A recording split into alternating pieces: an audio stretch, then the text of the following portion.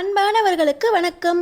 நம்ம சின்ன மருமகள் சீரியல்ல இந்த ஐஸ்வர்யாவை ரொம்ப நல்ல பொண்ணா காட்ட ஆரம்பிச்சிட்டாங்க.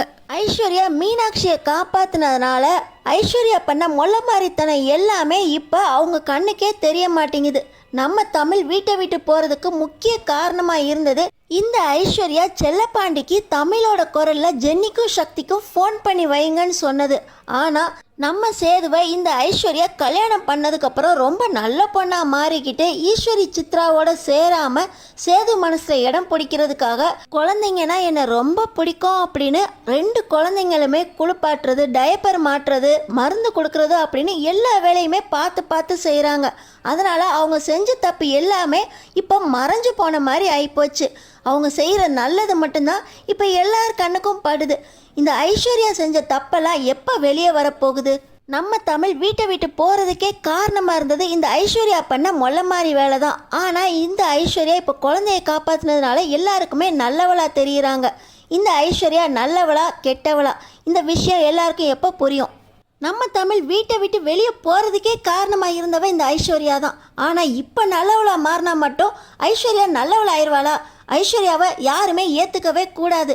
நம்ம தமிழ் தான் அந்த இடத்துல இருக்கணும் அப்படின்னு நினைக்கிறவங்க இந்த வீடியோக்கு ஒரு லைக் போட்டுக்கோங்க. ஸோ பார்த்தீங்கன்னா இந்த ஐஸ்வர்யா, மாமா எனக்கு உங்களை ரொம்ப சின்ன வயசுலேருந்தே ரொம்பவே பிடிக்கும், கல்யாணம் பண்ணி உங்களோட தான் சந்தோஷமாக இருக்கணும்னு ஆசைப்பட்டேன். ஆனால் இப்போ தான் அதுக்கான வாய்ப்பு கிடச்சிருக்கு. ஆனால் நீங்கள் கல்யாணம் ஆனதுலேருந்தே என்னை கண்டுக்கவே மாட்டேங்கிறீங்க. எனக்கு உங்களை ரொம்பவே பிடிக்கும் மாமா. ஆனால் நீங்கள் நேற்று உங்கள் குழந்தை மீனாட்சியை ஏதாவது பண்ணிடுவேனான்னு பயந்து அலறி எந்திரிச்சிங்க. இதுலேருந்தே எனக்கு தெரிஞ்சு போச்சு உங்கள் குழந்தைய ஏதோ பண்ணிடுவேன் அப்படின்னு. கனவுல கூட என் மேலே உங்களுக்கு அவ்வளோ வெறுப்பு இருக்குது. நான் இனிமேல் இங்கே இருக்க போகிறதில்ல மாமா. உங்களுக்கு என்னை பிடிக்கவும் போகிறதில்ல. நான் அந்தமானுக்கே திரும்பி போகிறதா முடிவு பண்ணிட்டேன் அப்படின்னு சொல்லி இந்த ஐஸ்வர்யா ரொம்ப நல்லவ மாதிரி லெட்டர் எழுதிக்கிட்டு இருக்காங்க. அந்த நேரத்தில் தான் பக்கத்தில் இருந்த மீனாட்சி ஐஸ்வர்யாவை அந்தமானுக்கு போக வேண்டாம் அப்படின்னு சொல்கிற மாதிரி ஐஸ்வர்யாவோட கையை பிடிக்குது. உனக்காவது என்னை பிடிச்சிருக்கே அப்படின்னு சொல்லி மீனாட்சியை தூக்கி கொஞ்சிக்கிட்டு இருக்காங்க ஐஸ்வர்யா.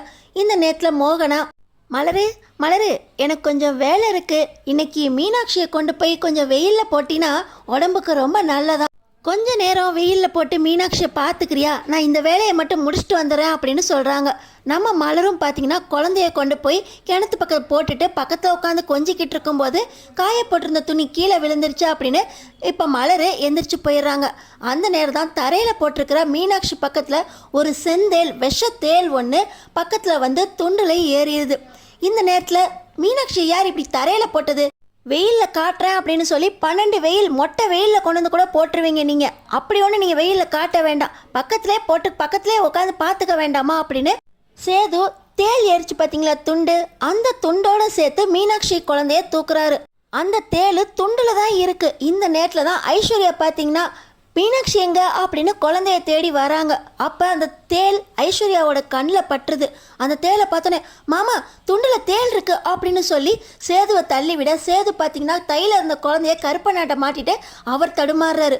இப்போ அந்த தேலை ஐஸ்வர்யா தான் கையால் கீழே தட்டி விடுறப்போ அந்த தேலை ஐஸ்வர்யாவை கொட்டிடுது. ஐயோ மாமா, தேலு துண்டில் தேல் இருந்துச்சு மாமா அப்படின்னு சொல்லி முடிச்ச அடுத்த நிமிஷமே இவங்க மயக்கம் போட்டு விழ, இப்போ சேது கோவப்பட்டுக்கிட்டு இருந்தவர் ஐஸ்வர்யா என்னாச்சு அப்படின்னு சொல்லி கண்ணத்தை தட்டுறாரு. மாமா ஐஸ்வர்யாவை தேல் கொட்டியிருக்கு, அதோ அந்த தேல் ஓடுது அப்படின்னு மலர் காட்டுறாங்க. வேகமாக சேது ஐஸ்வர்யாவை தூக்கிக்கிட்டு காரில் போட்டுக்கிட்டு ஆஸ்பத்திரிக்கு போகிறாங்க. ஆஸ்பத்திரியில் பார்த்தீங்கன்னா இன்றைக்கி ஞாயிற்றுக்கிழமை, அதனால் டாக்டர்ஸ் யாருமே இன்னும் வரலையாம். உங்களுக்கு ரொம்ப அவசரம்னா பக்கத்தில் வேறு ஏதாவது ஆஸ்பத்திரிக்கு போங்க அப்படின்னு அந்த ஆஸ்பத்திரியில் சொல்லி விட்டுறாங்க. கண்ணத்தை தட்டிக்கிட்டே முழிச்சிரு நான் பேசிக்கிட்டே வரேன் அப்படின்னு சொல்லிக்கிட்டே சேது பார்த்திங்கன்னா ஐஸ்வர்யா தூக்கிட்டு ஆஸ்பத்திரியில் கொண்டு போய் சேர்த்துடுறாரு. பின்னாடியே யாருக்கு என்ன ஆச்சு அப்படின்னு பதறி போய் வர ராஜாங்கம் குடும்பத்தோடு பார்த்திங்கன்னா ஆஸ்பத்திரிக்கு அவங்களும் வந்து சேர்ந்துடுறாங்க. உடம்புல விஷம் ரத்தத்திலே கலந்துருச்சு, இவங்க பொழைக்கிறதே கஷ்டம் அப்படின்னு டாக்டரும் சொல்லிட்டாங்க. எப்படியாவது ஐஸ்வர்யாவை காப்பாற்றிருங்க, அவளோட உயிர் ரொம்பவே முக்கியம் அப்படின்னு சொல்லி குடும்பத்தில் இருக்க எல்லாருமே சொல்ல, இன்னொரு பக்கம் ஈஸ்வரி இப்போ தான் இந்த பொண்ணுக்கு கல்யாணம் ஆகிருக்கு, வாழ்க்கையை முழுசாக கூட இன்னும் அனுபவிக்கலை, காப்பாற்றிருங்க உசுரை அப்படின்னு சொல்லி ஐஸ்வர்யாவும் சித்ராவும் அழுவுறாங்க. எப்படியாவது காப்பாற்றிருங்க அப்படின்னு ராஜாங்கம் முதற்கொண்டு எல்லாருமே டாக்டர்கிட்ட சொல்ல, எங்களால் முடிஞ்ச வரைக்கும் எல்லாத்தையுமே ட்ரை பண்ணுறோம் அப்படின்னு சொல்லிடுறாங்க. இன்னொரு பக்கம் பார்த்திங்கன்னா நம்ம தமிழ் அழகரை வச்சுக்கிட்டு காலேஜில் இருக்காங்க. காலேஜில் இருக்கும்போது அழகர் தன்னோட மீனாட்சிக்கு ஆபத்து அப்படின்னு தெரிஞ்சுக்கிட்டு அவர் அங்கே அழுதுகிட்டே இருக்கார். அம்மாச்சி பார்த்தீங்கன்னா என்னடி புள்ள ஓயாமல் அழுதுகிட்டே இருக்குது, பசியாத்தையும் அழுகுது அப்படின்னா அந்த பிள்ளைக்கு ஏதோ ஒரு விஷயம் கேட்குது, அந்த பிள்ளையோட கூட பிறந்தவளுக்கு ஏதோ ஆபத்து வருது அப்படின்னு அழகருக்கு தெரிஞ்சிருக்கு, நீ உடனே ஃபோனை போட்டு விசாரி அப்படின்னு சொன்னதுக்கப்புறம் தான் நம்ம மீனாட்சி மலர்கிட்ட அழகர் அங்கே என்ன பண்ணிக்கிட்டு இருக்கான், இங்கே மீனாட்சி ஒரே அழுகையாக அழுதுகிட்டு இருக்கா அப்படின்னு சொல்ல, தமிழ் இங்கே ஒரு முக்கியமான விஷயம் நடந்து போயிடுச்சு. இன்னைக்கு மீனாட்சியை வெயிலுக்கு காட்டலாம் அப்படின்னு சொல்லி கிணத்து மாட்டில் போட்டிருந்தப்போ ஒரு தேள் ஒன்று துண்டில் ஏறிக்கிச்சு. மீனாட்சியை கடிக்க வேண்டிய தேலை ஐஸ்வர்யா பார்த்துட்டு மீனாட்சியை காப்பாற்றிட்டா. ஆனால் அந்த தேள் ஐஸ்வர்யாவை கொட்டிருச்சு. நாங்கள் ஆஸ்பத்திரியில் ஐஸ்வர்யாவை கொண்டு போய் சேர்த்தோம். ஆனால் அந்த தேளோட விஷம் உடம்பு ஃபுல்லாக பரவிருச்சான், ரத்தத்துலேயும் கலந்துருச்சான். ஐஸ்வர்யாவை காப்பாற்றுறது ரொம்ப கஷ்டம்னு சொல்கிறாங்க. அந்த தேள்கிட்டருந்து ஐஸ்வர்யா மட்டும் காப்பாற்றலைன்னா அந்த தேள் மீனாட்சியை தான் கொட்டியிருக்கோம் அப்படின்னு மலர் சொல்கிறாங்க. என்ன சொல்கிறீங்க அக்கா, இப்படி மீனாட்சியை கொட்ட வேண்டிய தேள் ஐஸ்வர்யா கொட்டிருச்சா, அதனால தான் அழகர் அழுதுகிட்டே இருக்கானா, ஐஸ்வர்யாவை காப்பாற்ற முடியுமா, நாங்கள் வரேன் அப்படின்னு சொல்லி தமிழும் வந்துடுறாங்க. தமிழ் ஒரு பக்கம் தனக்கு தெரிஞ்ச ட்ரீட்மெண்ட் எல்லாத்தையும் டாக்டரோடு சேர்ந்து அவங்களும் பண்ணிக்கிட்டு இருக்காங்க. அப்போ தான் எனக்கும் நாட்டு வைத்தியம் தெரியும் அப்படின்னு சொல்லி அவங்களும் கொஞ்சம் மூலிகையை எடுத்துகிட்டு வந்து ஐஸ்வர்யாவோட உயிரை காப்பாற்றுறதுக்காக போராடிக்கிட்டு இருக்காங்க. நம்ம சேது என்னோட அம்மா மீனாட்சியோட உயிரை காப்பாற்றினவ ஐஸ்வர்யா, அவளுக்கு எதுவும் ஆகக்கூடாது அப்படின்னு சொல்லி கருப்பண்ணசாமி கிட்ட வேண்டதுக்காக வீட்டுக்கு போகிறாரு. வீட்டுக்கு போய் கருப்பண்ணசாமி கிட்ட ஐஸ்வர்யா உயிரை காப்பாற்றி கொடுங்க அப்படின்னு வேண்டிக்கிறாரு. வீட்டுக்கு போயிட்டு ரூமுக்கு போன இடத்துல அங்கே ஐஸ்வர்யா ஒரு லெட்டர் எழுதினாங்க. பார்த்தீங்களா, நான் அந்தமானுக்கு போகிறேன், நீங்கள் என்னை கண்டுக்கவே மாட்டீங்க, ஆனால் எனக்கு உங்களை ரொம்ப பிடிக்கும் அப்படின்னு. அந்த லெட்டரு இப்போ சேதுவோட கண்ணில் மாட்டுது. சேது அந்த லெட்டரை படிச்சுட்டு, ஐஸ்வர்யா உனக்கு என்ன இவ்வளோ பிடிக்குமா, குழந்தையோட உயிரை காப்பாற்றுறதுக்காக உன் உயிரையே பணைய வச்சிட்டியே, இப்போ உன் உயிருக்கு போராடிக்கிட்டு இருக்கியே, கண்டிப்பாக ஐஸ்வர்யா உன் உயிரை காப்பாற்றாமல் விட மாட்டேன், என்னோட தெய்வத்தை நீ காப்பாற்றி கொடுத்துருக்க, உன் உயிரை நான் காப்பாற்றி கொடுப்பேன், இனிமேல் உன் மேலே நான் பாசமாக இருப்பேன், நீ குழந்தை மேலே வச்சிருக்கிற அன்பை எப்பயுமே சந்தேகப்பட மாட்டேன். அப்பயே மலரும் சொன்னாங்க, கற்பனனும் சொன்னாங்க, நீ குழந்தைய ரொம்ப நல்லா பார்த்துக்கிற, குளிப்பாட்டுற, டயப்பர் மாட்டுற, மருந்தெல்லாம் கொடுக்குற, எப்போவுமே தூக்கி கொஞ்சிக்கிட்டு இருக்க, உனக்கு பாசம் இருக்கா அப்படின்னு. ஆனால் நான் தான் உன்னை நம்பாமல் இன்னும் கொஞ்ச நாள் பொறுக்கட்டும், எதுக்குமே அவசரப்படக்கூடாதுன்னு சொல்லிட்டேன். இப்போ புரியுது ஐஸ்வர்யா, எப்போ உயிரவே கொடுக்க துணிஞ்சியோ அப்பயே உனக்கு என்னை புரிஞ்சிருச்சு, கண்டிப்பாக உன் உயிர் போக விட மாட்டேன், உன்னை இனிமேல் சந்தோஷமாக பார்த்துக்குவேன் ஐஸ்வர்யா அப்படின்னு இந்த சேது சொல்லிக்கிட்டு இருக்க. இன்னொரு பக்கம் எல்லாத்தையுமே ஈஸ்வரியும் சித்ராவும் பார்க்குறாங்க. பரவாயில்லையே, இந்த ஐஸு ஒரு பக்கம் உயிரை பணைய வச்சாலும் இன்னொரு பக்கம் சேது மனசில் இடம் பிடிச்சிட்டா. நம்ம நினச்சது கொஞ்சம் கொஞ்சமாக நடக்குது. நம்மளே திட்டம் போட்டிருந்தா கூட இந்த அளவுக்கு சேதுவோட மனசில் ஐஸ்வர்யா இடம் பிடிப்பாளான்னு தெரியல. இப்போ அவள் திட்டம் போடாமலே கடவுளே ஐஸ்வர்யா சேது மனசில் இடம் பிடிக்க வச்சிட்டாரு. இதுக்கு மேலே சேது ஐஸ்வர்யாவை விட்டு கொடுக்கவே மாட்டான்.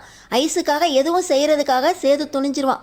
ஐஸு நீ பொழைச்சி வந்தால் மட்டும் போதும், சேது உன்னை கண்ணும் கருத்துமாக பார்க்க ஆரம்பிச்சிருவான், உன்னை விரும்பவே ஆரம்பிச்சிருவான், பொண்டாட்டியா இப்பயே அவன் ஏற்றுக்கிட்டான், உனக்காக எதுவும் செய்வான் அப்படின்னு சொல்லி இந்த ஐஸ்வர்யும் சித்ராவும் அவங்க மனசார சந்தோஷமாக இருக்காங்க.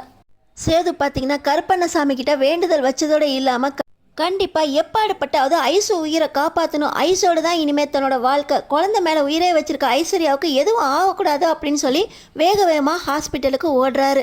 இன்னொரு பக்கம் ஐஸுக்கு கொடுத்த ட்ரீட்மெண்ட்டில் ஐஸு இன்னொரு 2 மணி நேரத்தில் கண்ணு முழிச்சிருவாங்க. ஆனால் அவங்கள கண்ணும் கருத்துமாக பார்த்துக்கணும் அப்படின்னு டாக்டர் சொல்கிறாங்க.